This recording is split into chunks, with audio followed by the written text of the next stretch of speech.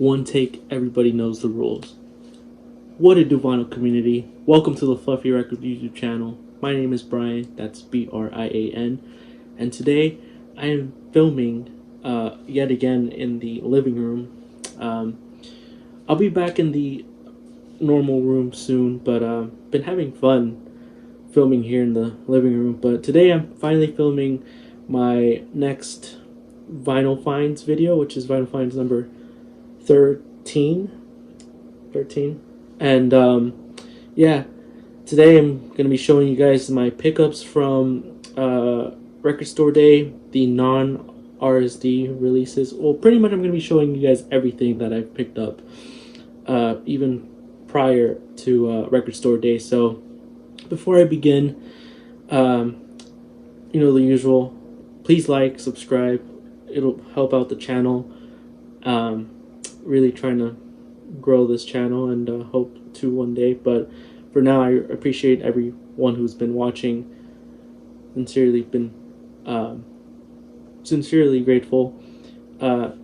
Leave a comment for these records I'm going to show. Another thing, I've been leaving my Instagram in the description. I would appreciate it if you guys would follow there. I currently have some records for sale, and I'll probably leave it in my story on Instagram. So if you're interested, go there to check it out. But yeah, without further ado, let's get right into the Vinyl Finds pickups. So starting off with the Record Store Day purchases that I've made, or not Record Store Day, pre-Record Store Day purchases that I made prior to Record Store Day. These are from the same shop that I went to for the RSD pickup that I bought on Record Store Day 2024. So Navessa Vinyl Records, they always have an interesting selection, and always there for the jazz. This is one that I bought not early on, but a few weeks before RSD 2024. This is Nina Simone, Pastel Blues. Now you can see here the cover is torn, but I got this for a pretty nice deal. The front cover is pretty messed up. The back looks pretty good, I guess. The record here, it is warped, but I am thinking of getting a record flattener towards the end of the year, and hopefully this will flatten. But this sounds really good. I mean, the condition might not look the best, but it plays spectacular, and that's the important part. These early records, I mean, even on Philips, which I don't own many titles on Philips on the label, but these sound great, and this title in particular goes for some dough. And to see it for, I think I only paid like $30 for this, and which is, I guess, fine. But one of the reasons why I picked this up is because of a few titles that I'm going to show in this video. By the way, I am getting more Nina Simone records. I now have 2, and this is really happy to have this. Yeah, I think the Acoustic Sounds reissued this a few years back, which I've never owned, but I'm very happy to have this copy. This one, coming in hot. This is on Prestige. It's getting a reissue from OJC, but I took the opportunity to pick this one up at my local shop, and I'm just happy with it. This is Southside Soul, the John Wright Trio on Prestige, 1960, and oh my goodness. I remember when I saw them, when I was checking their Discogs and I saw that this was listed, I knew I had to grab this. Only issue is the split on top. Other than that, really great jacket, as you can see there. But I I've been wanting an original, and I don't know who who brought this to the shop, but I'm glad they did because it sounds amazing. I really enjoy how this one sounds, and it's on the Bergenfield address, deep groove. The lineup, of course, is in trio format. So again, this is a soulful record, by the way. This is really one I'm pretty sure people are gonna buy when it comes out. So John Wright on piano, Wendell Roberts on bass, and Walter McCants on drums. Rudy Van Gelder on the Dead Wax. I think I only paid like 140, around 140-ish, which is not bad because this can go up to like hundreds, you know. But really hoping to get more John Wright, and I just love the music on there. Okay, these last few before I get to the RSD, non-RSD pickups on Record Store Day from the shop. Again, the last few videos I've showed an Albert Eiler. I should have brought it with me here, but I showed Albert Eiler's Newgrass, which came from a collection that the shop purchased, I think recent. And I remember one day I was just grabbing all of the good jazz titles, and it seems like that the previous owner didn't necessarily listen to the records because they were just in really, really good shape, both jacket and the records. And I remember pulling these two records out that I'm gonna show next. Starting off with this one. I already own a copy of this, but I saw the price for this and I was like, this is coming home with me. So first one is Portrait in Jazz, Bill Evans Trio. This is a later 60s on Riverside, and it's just in the cleanest shape. I mean, the jacket pretty clean. I mean, there's some ring wear there, but my goodness, really, really nice. Some of these records still had its original shrink, and this one did not, and the next one didn't either, but some of them do, or some still did. For this one, I wasn't too impressed with how this pressing sounds. I do have a I think second mono pressing for that I've had for a few years now. I am thinking of doing a comparison between this copy, the new pickup, and the one from the Riverside box. So I'm thinking of starting a series of doing like these comparisons. Let me know if you guys would want that. Still trying to figure out if I want to do like a long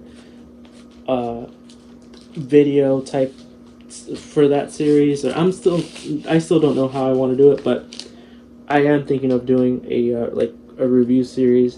But this is Portrait in Jazz. I mean, the lineup here, who do we have? Of course, you have Bill Evans on piano, Scott LaFaro on bass, Paul Motian on drums. 1959, but this pressing is mid-60s. Got that one for a good deal, I think. Before I show the next Bill Evans record, I do want to show this copy. Someone in the comments left in my last video, the Record Store Day pickup, they asked me why I didn't buy the Bill Evans, or they were asking no Bill Evans. Well, the reason is because I have mind you, I don't have a mono copy, but I do have a early stereo, and it sounds good. I'm content with this copy, and I'm in no rush picking up the RSD mono.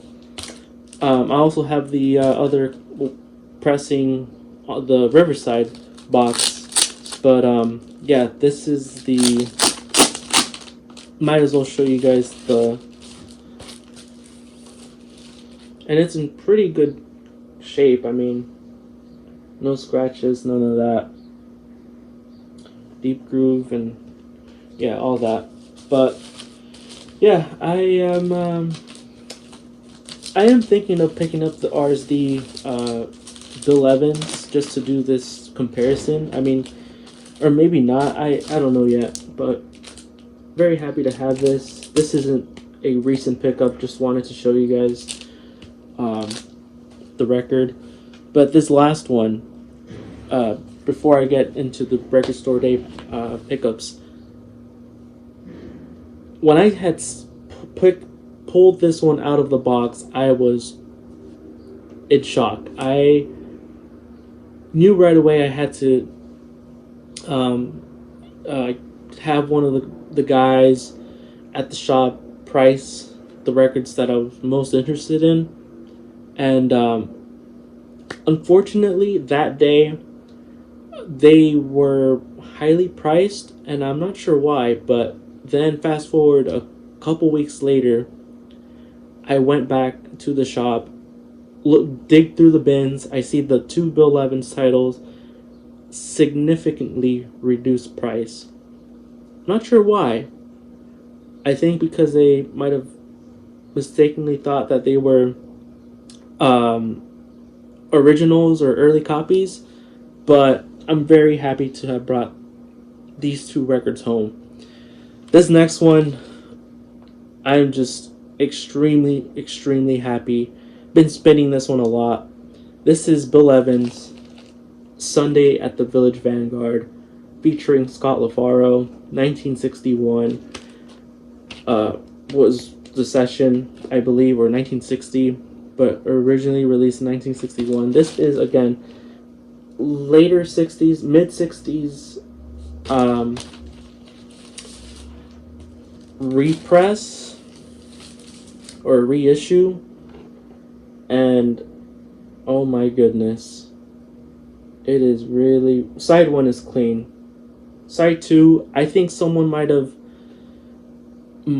play tested this at the shop and might have done a scratch, because I do not remember there being a scratch on side 2. Now, where is the scratch here? I'm trying to show you guys this. Am I showing the right side? Yeah, I am. Right here. But thankfully, there's no skipping. Iconic. This is a must own. There are plenty of reissues nowadays of this record, but you know, some people are still seeking originals, and I get that. This sounds amazing. I can't wait to compare this to the box set, and I'm thinking of buying the OJC. And by the way, this is a mono. Sometimes some of the stereos had the stereo on top, but this is a mono. And the other, what is it, Portrait in Jazz, is also a mono. But again, lineup here: Bill Evans on piano, Scott LaFaro on bass, and Paul Motian on drums. 1961, and this was right before, you know, Scott LaFaro was dead. I think 2 weeks after he had, or not even 2 weeks, maybe. I think under 2 weeks. No, later than 2 weeks. He had died, but incredible music. I am just extremely happy with this. Surprisingly, the Portrait in Jazz did not. I have to revisit that one, but this one sounds amazing. I am really happy with this. So that is the RSD. Not RSD. I keep saying RSD. That's the pre-Record Store Day pickups. Now I'm showing you guys everything that I picked up on Record Store Day. If you guys did not see my video, my last one, I showed the only Record Store Day release that I picked up on that day, record store day. And that's the Sonny Rollins Freedom Weaver, the 1959 European tour recordings, 4 LP. This was $100. Got this one at the shop. Shout outs to John, store owner, who asked me what I wanted so that he could, potentially buy. But this, I guess my only complaints for this one is the fact that it's a box. I would have liked to, put this in a sleeve, but I don't mind having it outside like this. So very happy. If you guys want to check out the more what I said, the video, I'll leave that video in the description below. So yeah, these next one, right after I went to the shop, Nevesa, I went to Amoeba, and my friend, my great friend from high school, he went with me. We met up there, and he's not a record person. He likes going there for the comics and the movies and stuff, which is why I love Amoeba. So these next few are gonna be not in the correct order of how I found them. So let me start off with the first one. So right after I had seen what was in the walls and what I picked up from the jazz wall, I went straight to the new arrivals, and didn't really find anything until I think I went in reverse order. So I was looking from right to left. But anyways, I found this. This is Hank Mobley, The Flip. This is Blue Note. 19, I think originally released 1970. This is an interesting one because the recording session took place in France. So, some of these Blue Note recordings weren't always at Rudy's studio, and this is one of them. So Hank Mobley, interesting lineup too. So this is Hank Mobley with Dizzy Reese on trumpet, Slide Hampton on trombone, of course Hank Mobley on tenor sax, Vince Benetti on piano, Albie Kulas on bass, and Billy Joe Jones on drums. This was recorded 1969, but not out till the 1970. And this is on that Division of Liberty. So yeah, Rudy did the remastering. I think that's what he did. That's what it's called. Re-recording of this, and to me it sounds great. I will say I think I did overpay a little bit. I think this was like around $44, and I checked Discogs later, and I think this goes for like $30. But I mean, I was already at Amoeba, so this is a great session that I didn't even know existed. So yeah, you learn something every day, I guess. But these next two are the pickups that I got at Amoeba from their wall. And which one do I start off with? I guess okay, these two were priced the same. But let me show you guys this first one. This is Anthony Williams' Lifetime. Recently got a Tone Poet reissue. This is a late 60s Liberty with the Van Gelder stamp. $75, which I think is, a fair deal. And what I really like about Amoeba is, there's the high price records on the wall. You ask someone, a staff, to bring it down for you, and then you can inspect the records to see if you really want to bring it home, right? And it's a really, really clean record. I mean, this is, again, late 60s, and I was just impressed with how this one sounds. I have late 60s Liberty Blue Notes, and that sound excellent. And this is no exception. I mean, this is really, really good. And I've noticed that the recent Tone Poet is getting, high praise of how good it sounds, and I'm sure it does sound good. And again, I'm thinking of doing a what's it called? Like a shootout. But the lineup here is really, really good. Sam Rivers on tenor sax, Bobby Hutcherson on vibes and marimba, Herbie Hancock on piano, Rachel Davis on bass, Gary Peacock on bass, and Tony Williams on drums. I'm gonna be real. I hadn't really listened to this one that much, so having listened to it again on vinyl, well, again, the music, but on vinyl for the first time, is really just I'm happy. And by the way, the jacket doesn't have writing. It's just the outer sleeve from that that Amoeba uses for their higher records. So yeah, I am very, very happy with this one. And again, 75 for this. I mean, I thought that was a fair deal. I don't know how much original ones go for, but I know you cannot find an original one for under 100. The next one, second to last. This, I had seen the wall and I was like, oh my god, this one, I can't believe it was priced at 75.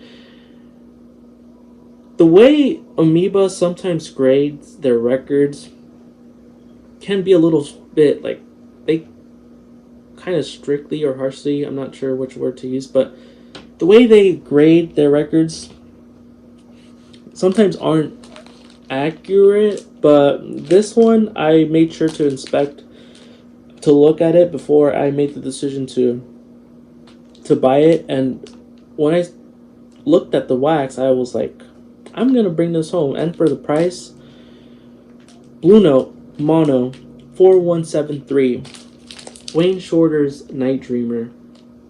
For $75, I was like, I'm bringing this home. Now you guys can see it says worn copy, plays through with noise. Side 1 plays with some noise. Side 2 plays excellent. I mean, this might be the big pickup for me for of record store day. Even though I think I brought home a ton of great records. But yeah, this has the Plastilite P on the dead wax, and of course Van Gelder. And there is like a scratch on side 1, but it doesn't affect playing. It sounds really good. Now this is one that I haven't spun too much. I did spin this one twice, but one time through headphones, and I was content with this. So I'm pretty sure Blue Note put this one out as the classic series, and I think as a stereo, but I don't know. I don't know if people were interested in buying that, but the lineup here is, chef's kiss. So you have Lee Morgan on trumpet, Wayne Shorter on tenor sax, McCoy Tyner on piano, Reggie Workman on bass, and Elvin Jones on drums. All Wayne Shorter compositions, and they are so good. I mean, that first track, Night Dreamer, the way you want to listen the way you want to hear more of it, and I'm pretty sure there's more of Night Dreamer, but they probably had to cut the song to fit in the record. I mean, this is just the one that I did not think I would bring home, or rather say I one that I didn't think I would have in my collection this year. I don't have many Wayne Shorter records, especially when some on like the ones on Blue Note. I think now I have two or three. No, I think two. But man, you guys tell me, for $75, did I do a good job picking this one up? There were so many good records on the wall that day. I mean, there were some sealed copies of. There was a sealed copy of Calvin Key's that one record on Black Jazz. That was like 300. There was a Mort Garson's Mother Earth Plantasia for I think 200 sealed. But I decided to bring home the Blue Notes for me. Lastly, I went back to the shop. If you guys had seen the Record Store Day video from before, I talked about how I went to the shop, and I went to go ask. The store owner was the only one there, I think, that day. Other than him, there was like one worker, but I don't usually talk to the ones that I normally talk to weren't there for whatever reason. But I went back to the shop to see if they had a particular record that I had seen on their Discogs, and sure enough, they did. And this is one that I'm happy to have brought home. Again, Blue Note. This time it's stereo, and this is Blue Note 84119.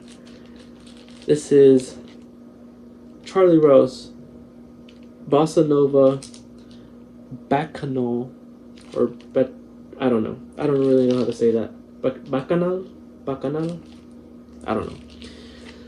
Charlie Rose, who I can't remember if this is the only record that he has on Blue Note. I'm gonna have to double check, but this is one that I had noticed on their Discogs, and man, I was surprised that they had this. I thought this was one that they had sold, and maybe they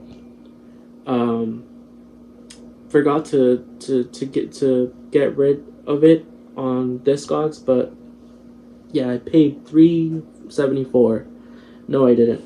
I wish I would have paid $3.74, but this is one that paid under. Well, not under. I think I only paid $1.50 because the shop had a deal where if you paid, if you spent over $100, you got like a 20% discount. And so I was like, you know what? I'm just gonna bring this one home that day, and not have to think about how much I spent that day. But yeah, pretty clean, I think. This is a Van Gelder with the Plastilite ear, and it sounds great. I know there's a Classic Records pressing of this that that surprisingly I don't have. I have a good amount of Classic Records Blue Notes, but for some reason I've just never found a good deal of the Charlie Rose this record on Classic Records. So no, I'm just happy that I have a copy, earlier copy, and really interesting. I really dig the music here. I would recommend people stream this, but this is Charlie Rouse on tenor sax, Kenny Burrell and Chauncey Westbrook on guitar, Lawrence Gales on bass, Willie Bobo on drums, Potato Valdez on conga, and Garvin Masso on Shakir. This is a really good one. I think that that there might be a reissue soon of this. I can't remember now. I don't think Music Matters touched this one as a reissue, but it would be cool to see a Tone Poet but we shall see how the Blue Note folks will reissue this. But yeah, that is it for this video. I really happy with the pickups. There's a huge stack here. I am thinking of making another mail time video because I have a good stack of mail time records to show you guys. But if you guys stuck this far, thank you guys so much. Truly appreciate it as always. Comment down below if you guys have any of these records. If you guys are excited for the John Wright Trio OJC, or if you guys are hoping that any of these Blue Notes get a reissue soon. But again, thank you guys, and I hope to see you guys in the next one. Take care.